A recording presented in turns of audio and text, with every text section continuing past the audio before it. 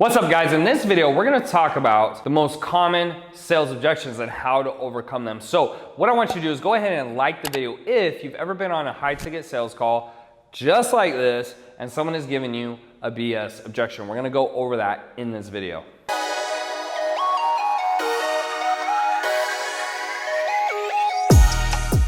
Hey guys, Harry Chister here, teaching you how to beat common sales objections. Now, before I get into it, make sure you hit that subscribe button and hit the bell notification so that you can see all my new videos when they drop. Now, the first tip to this is fairly simple. You need to write down the common objections you're getting and then train on them. So again, this is a YouTube video. It's not back and forth. I can't really have a conversation with you. And so while there's a million different trainings out there on how to do sales, what I would highly recommend is you're gonna hear a lot of the same stuff depending on what you're selling. And what I always did, especially when I did door-to-door, is I would literally take a pen and paper and I would write down every objection I was getting as I started. I'd go back to my team manager and then we would practice and rehearse it and go over the best way to object, because sometimes you simply don't know. There's also going to be people who say different things to the same objection, right? There's a sales trainer out there named Grant Cardone. Haven't gone through his stuff, but he's obviously a big one. Dan Locke. Those are like probably the two biggest ones, to be quite honest. Jordan Belfort, right? Got the Wolf of Wall Street actually over here. I don't think you guys can see it, but they will say different things to the same objection. So what I would highly recommend, I know this sounds basic, but a lot of people don't think about this stuff, is simply write down the objections you're getting and go to different trainers and ask them or look up what do they say to these specific objections.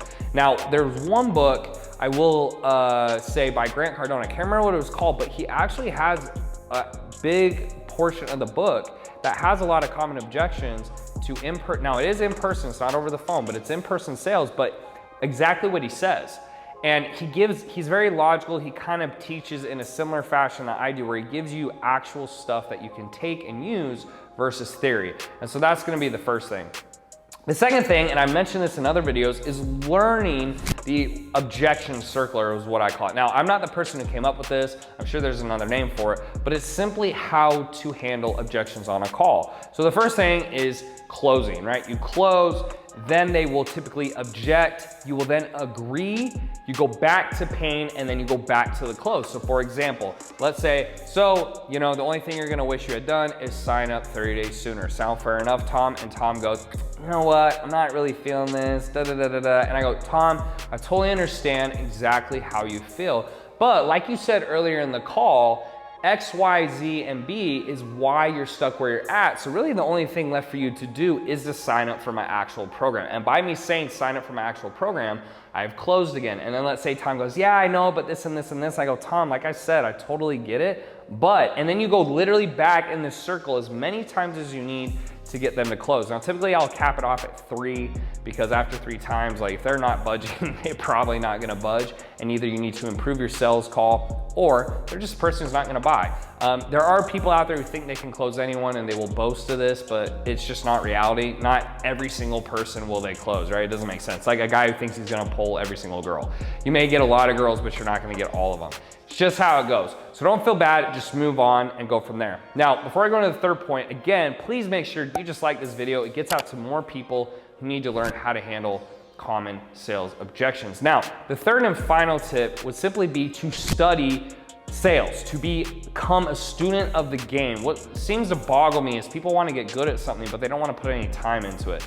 Just like getting in shape, or playing basketball, or building a business, it's all skill-based. Skills can be grown. No matter how good or bad you are, you can always improve. And so make sure you're reading sales books. Make sure you're listening to people's sales calls. Make sure you're attending sales trainings or seminars. It doesn't even have to be a bunch of time.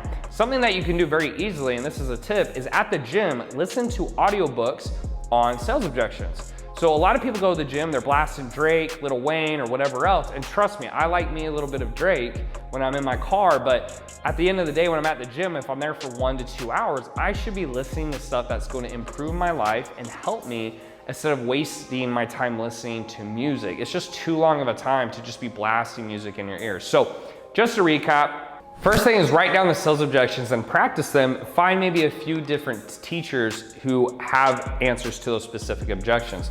Second thing is learn the objection circle, know how it works, know how to go through it. And then the third and final thing is then become a student of the game. Make sure you're actually educating yourself, you're listening, you're training constantly, and specifically maybe listen to audiobooks while you're at the gym, driving, anything like that. So I hope this helps, guys. If you need more help with specific sales objections or sales training, make sure to click the link down below to go to EliteCEOs.com, where we help clients average $10,000 in the first 30 days and help them grow their online businesses with sales training being included. So hope this video helps. Hope that it was enjoyable. Make sure to leave any comments down below on more stuff you'd like to see. And as always, I will see you guys in the next video.